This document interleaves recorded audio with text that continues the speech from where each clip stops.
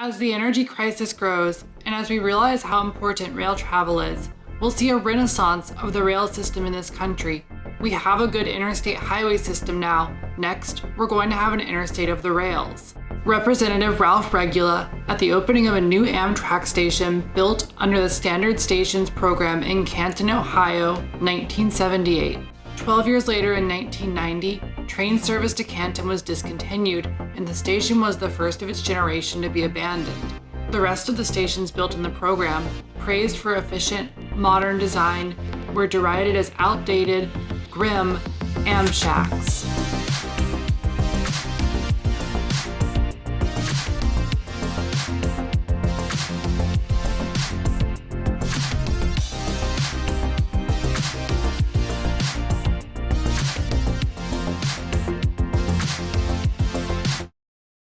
Welcome to the bonus episode.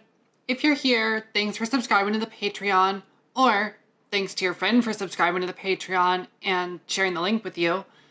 Let's start how we usually do, defining the thing that we're going to discuss. There are a few types of station that get called Amshacks. Amshack being a combination of Amtrak and shack. The first is just any old junky station. Now, a lot of stations do suck, and some of them are pretty shack-like, but there's no real commonality between them. A lot weren't even built by Amtrak. They were either built by a private railroad before Amtrak existed, or by a state department of transportation, or maybe a city. So the first real group of stations you could call Amshacks are these awful little bus stop shelters. Usually either partially enclosed or unenclosed. They're unheated and unattended. You generally see them at small rural stations on long distance routes. I don't have much to say about these. I've never actually been to one. The closest I've been is that once I went to Connecticut and bought a ticket to Windsor Locks. Part of the way into the trip, I looked at where Windsor Locks actually is and decided that arriving at night to a bus stop between a highway and a waste treatment plant wasn't the best move. So I got off at Windsor instead. Windsor's really cute. It's got a little tavern next to the station. Really nice. These little bus stops aren't really standardized. Some of them are built by Amtrak, and those do come from a standard design. Others are built by state departments of transportation, cities, or a railroad. So the other kind of Amshack, the one we're going to talk about, is a group of standardized stations built between 1978 and 1990 in what was called the Amtrak Standard Stations program.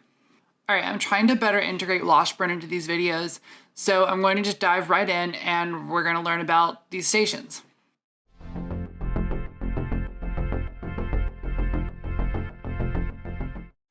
Okay, so in the episode on the history of streetcars, we saw Washburn's Union Depot. A union station or depot is a station that has multiple railroads in it. Washburn's first significant railroad station, the Suffolk Western Depot, was built in 1880 in a Richardsonian Romanesque style. The station was located centrally between Washburn's Broad Street and the riverfront. Rivers are a common spot for rail lines and stations.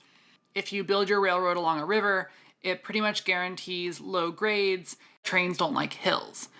For example, the New York Central Railroad's main line between New York and Chicago was called the Water Level Route.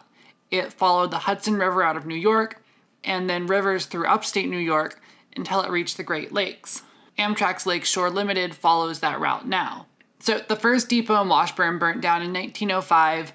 Fire codes didn't really exist, and steam engines have a nasty habit of igniting stuff around them, so this kind of thing happened a lot.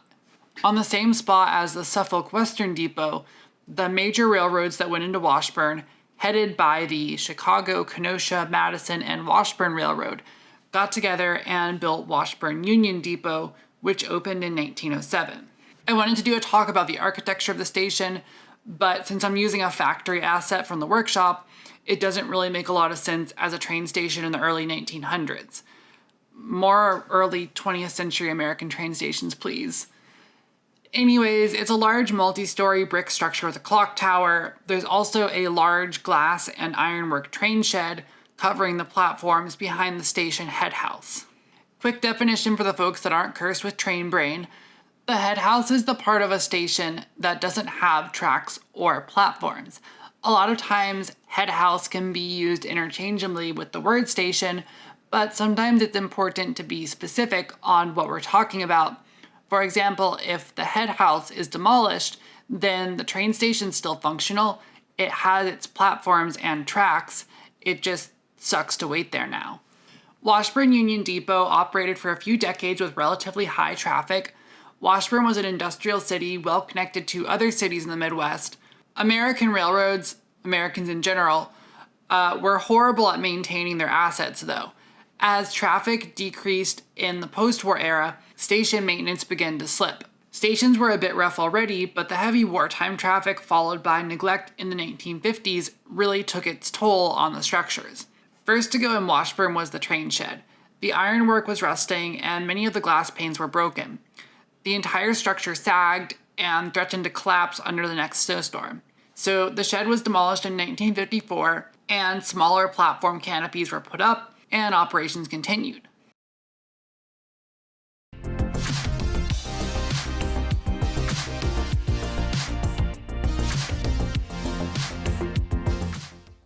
The station head house continued to deteriorate. Holes in the roof allowed birds to nest inside and water to drip through. Sections were abandoned and shuttered over the years, and pieces of brickwork fell off the facade and endangered bypassers. In 1971, the last tenant of Washburn Union, the Kenosha Road, turned over its passenger routes, some rolling stock, and its ownership stake in Washburn Union Depot to the newly formed National Railroad Passenger Corporation. That's Amtrak's Christian name. The Kenosha Road then moved to freight operations before finally declaring bankruptcy in 1977. The decrepit station that Amtrak inherited was a huge financial burden, and as service was cut back, the grand empty building couldn't be justified. The surrounding train yards were being scaled back by the Kenosha Road as industry on the waterfront dwindled. The city of Washburn sought to reclaim the land to be cleared for urban renewal. Sometime later, the waterfront would be replaced with a park. A lot of riverfront parks in cities are built on top of old rail yards and former industrial land. So Amtrak took its chance and sold Washburn Union Depot, and it was demolished in 1974. Amtrak continued operating from the platforms, though. A trailer was put up for ticketing and waiting, and the search began for a new site for a permanent station. There's a few options for a new station. New stations were typically placed in one of three ways. First was right on top of the demolished head house. Canton, Ohio, built an Amshack on the site of the Pennsylvania Railroad Station, demolished in 1976. A common practice that Canton followed was reusing the old platforms. Makes it really easy to just swap in one head house for another. Second is if the old station wasn't demolished, to just build a new one right next door. Omaha, Nebraska is our example here. The 1983 Amshack sits right next to both Omaha Union Station and Omaha Burlington Station. Third is to relocate entirely. Usually that meant going to the edge of town in some sort of industrial park where there was access to the tracks. In Flint, the Grand Trunk Western Railroad Station was situated near the downtown, but in 1989, Amtrak demolished it and put up an Amshack further outside the city.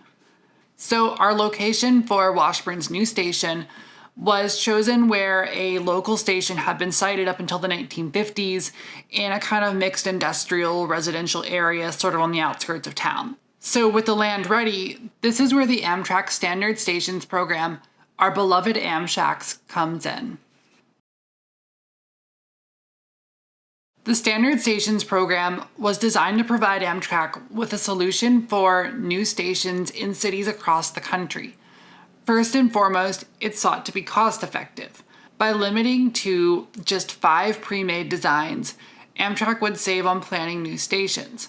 The 5 designs were grouped by size, and so selecting one was simply a matter of estimating the ridership at the station. At the smallest end was the Type E, an unmanned waiting room designed to hold less than 25 passengers. The next size up was the 25D, which could hold 25 to 50 passengers. Up another size, 50C and 50S had a capacity of 50 to 150 passengers. Up another size again is the Type 150B, holds 150 to 300. And the big daddy at the top of the ladder is the Type 300A. It could hold more than 300 passengers. It was the only model that was 2 stories tall. Passenger amenities would be on the bottom level, and the second level had room for administrative offices and a first-class lounge. Right after Amtrak's formation in the 1970s, there was a really brief resurgence in passenger rail ridership during the oil crisis. The company was unsure if this would continue. It didn't, but the standard stations came equipped with expansion plans. Sidewalls could be removed and station areas enlarged without disrupting operations. I haven't found any evidence, though, that any standard stations were ever expanded this way. I think Amshacks catch a lot of flack for their appearance. I've seen them derided as a failure of government austerity and a lot of lamenting over the loss of their predecessors. That's fair. The 1960s and 70s were a really horrific time for older train stations in the United States. Railroads had neglected them for some time, and dozens, maybe hundreds, were lost to fires and demolition. This was a massive loss in architectural history, but that's not really the fault of the replacement stations. And it's not like railroads were building masterpieces in the years leading up to Amtrak's formation either. Private railroads pretty much prototyped the Amshack, and I think going through a little architectural timeline will show how we ended up at this position. So, what's a famous station that is regarded as an architectural masterpiece we can start from?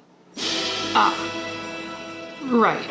So, how did we get from this to this? Well, let's get started. So this is Pennsylvania Station in New York, built in 1910 by McKim, Mead, and White. It is a Beaux Arts design, which is a French neoclassical style taking cues from Roman architecture.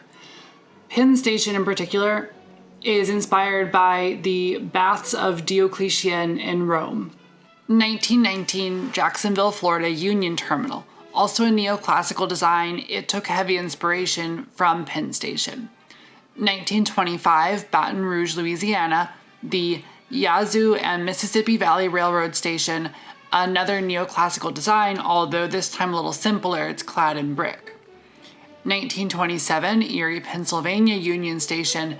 This design by the firm Fellheimer and Wagner was the first Art Deco station in the United States. Art Deco is the style where everything looks like old radios you find in flea markets. It originated in the 1910s in France.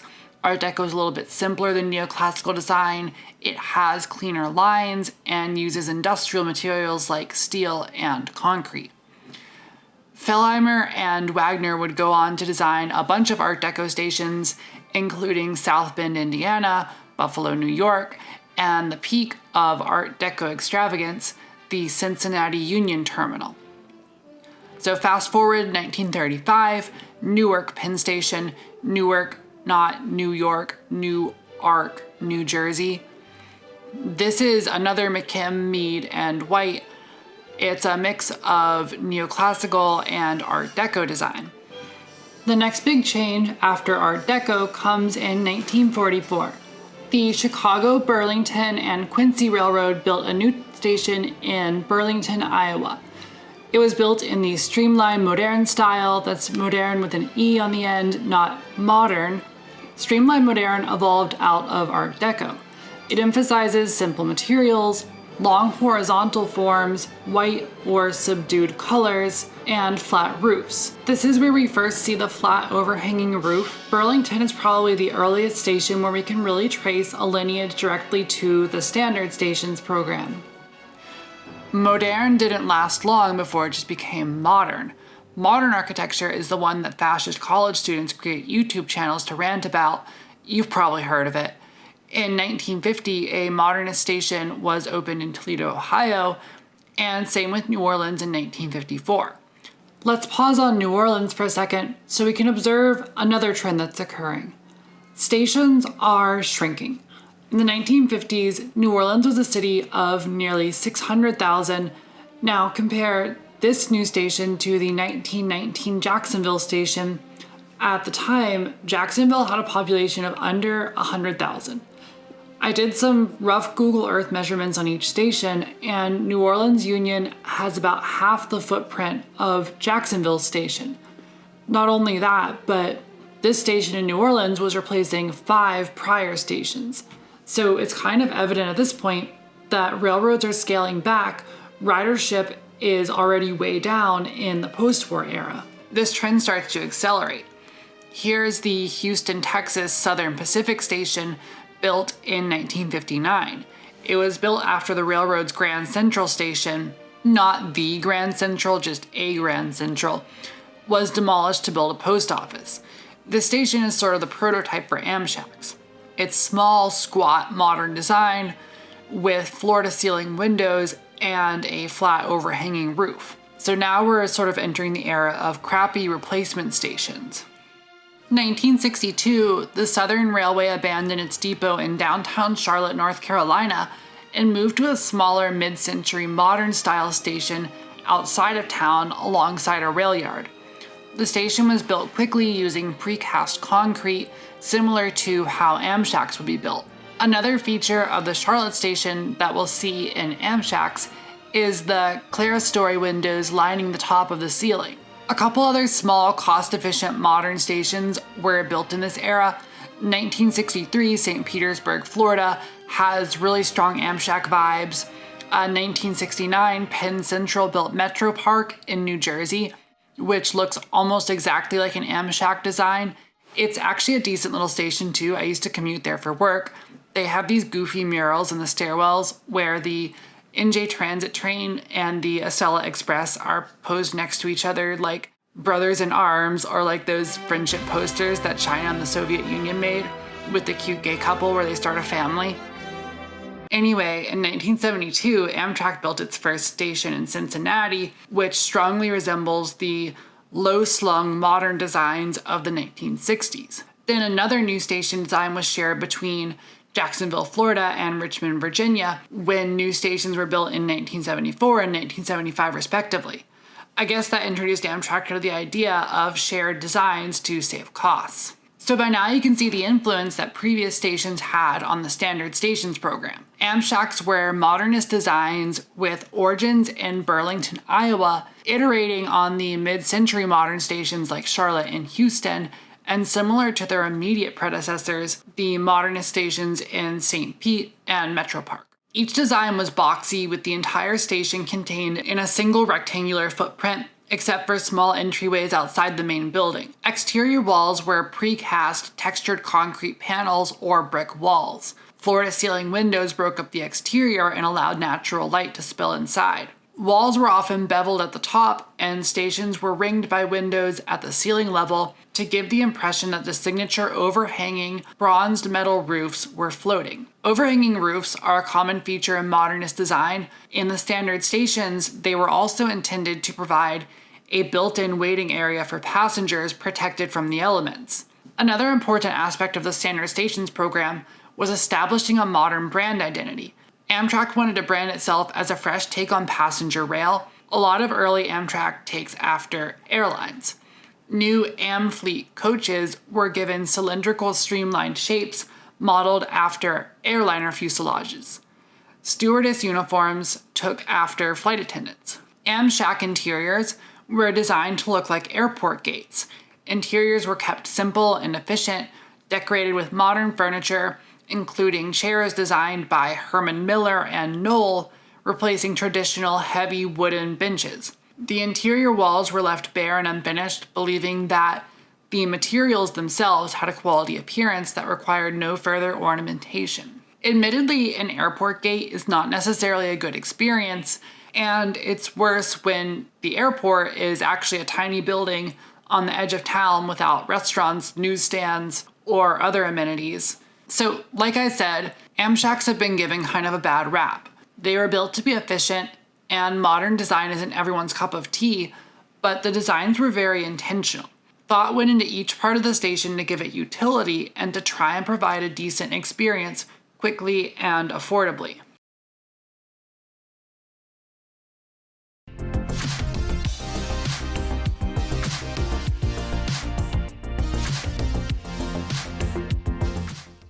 Back to Washburn. Okay, so picking what Amshack we're going to build is pretty simple. Basically, you just figure out how many people are going to use it at peak hours, and then pick a design that fits. In Amtrak's formation, service to Washburn was cut down to a single daily train, the Mare Parquet. Estimated peak ridership falls between 50 and 150 people waiting, so we're going to build a Type 50S station. The station is a low-level platform, no canopies, so you'll have to wait in the station or under the roof overhang. A notable accessibility issue was that many stations did not use high-level platforms, and that meant disabled passengers faced difficulty boarding. Other than that, though, the stations were designed with accessibility in mind. Doors and hallways were wide for wheelchairs, floors were covered in non-slip surfaces, curb cuts were made outside, and the large two-story 300A stations had elevators to their upper levels. Washburn's Amshack has a small parking area with free daily and long-term parking, and one of the local bus routes has a stop out front. The Amshack opened up in 1978 with the first round of Amshacks in Miami, St. Paul, Minnesota, Canton, of course, and Rochester, New York. I'm not sure yet how long Washburn's Amshack will operate. I haven't written the lore yet. In the introduction video for this series, I said it got replaced under Obama, and that's probably right. We'll figure that one out later, though. Maybe I'll do an episode on something like intermodal transit centers. By my count, 21 Amshacks were built between 1978 and 1990, mostly across what we call the Rust Belt. It's hard to get an exact number. There's a lot of knockoff Amshacks and Amshack-esque designs around this time. I couldn't find any documents about the ending of the Standard Stations program. It was hard to find documents about the program at all. I mostly looked through old employee newsletters, sifting through stuff like how employee softball teams did. Stick around till the end and I'll tell you how the Amtrak headquarters team did in 1974. Amtrak still publishes guidelines for new stations, but in general it seems to defer to local planners to make decisions regarding size and appearance. Of these 21 Amshacks, 10 have either been closed or replaced. Most replacements were done after 2010. A lot of stations received federal grants in the Obama era and were rebuilt or renovated during this time. One of the ideas behind Amshacks had been easy expansion, anticipating future ridership increases. But by the time rail ridership began increasing in the 2000s, nobody was really interested in expanding Amshacks as they had been intended. They were 20 to 30 years old by then, the styling had aged poorly. It's really only in the last couple of years that there's even been any appreciation for 1970s and 1980s modernist design. So when plans were drawn up for expanding stations, it was universally to build a new station. Many of these new stations were transit centers, bigger than Amshacks and featuring integration with other transit services like local and long-distance buses. Something that I found kind of interesting is that while Amshacks are being replaced, it doesn't seem like people really minded using them much. I did a little informal survey on Twitter asking for experiences traveling to or from Amshacks, and most people that responded didn't really seem to have an issue with them. Some of the comments, in Tacoma there's no Wi-Fi apparently, in Ann Arbor it gets crowded during the winter, not exactly strong complaints. This year, 2020, every Amshack built will meet the minimum age of 30 years to be listed as a National Historic Landmark. The destruction of train stations and other urban architecture kicked off the modern preservation movement in the 60s and 70s. Now, the standard stations that replace the historic train stations are coming up on their own replacement, and there's not much noise around saving them. It's easy to blame this on their dated appearance and construction, but keep in mind that when older stations were demolished, their architecture was viewed as outdated too, and they were in poor shape. Tastes change, and while I'm not exactly rushing out to chain myself to every standard station being demolished, it would be worthwhile to consider how we're going to preserve their legacy before it's too late. I think that's my biggest takeaway from researching this. American culture neglects maintaining our infrastructure in favor of replacing it with something shiny and new. The optics of cutting the ribbon on a new station are much better than announcing a refurb of an old one. It's easy to write off a dated 40-year-old building, but today's much-needed replacement of a dilapidated eyesore could be tomorrow's loss of a historic piece of architecture. Is everyone still here? All right, here's that rundown I promised on Amtrak's 1974 softball team. In the 1974 season, I guess in a DC area softball league, but some of the Amtrak reservation offices from elsewhere participated too, the Amtrak headquarters team recorded 20 wins and only 4 losses. The 4 losses were to the Federal Reserve Board team, the Auto Train Corporation team. Auto Train wasn't part of Amtrak yet. The Bensalem, Pennsylvania Central Reservation Office, and Merrill Lynch Corporation. All in all, it was a pretty good season for them. Okay, now wrap it up and let's head out.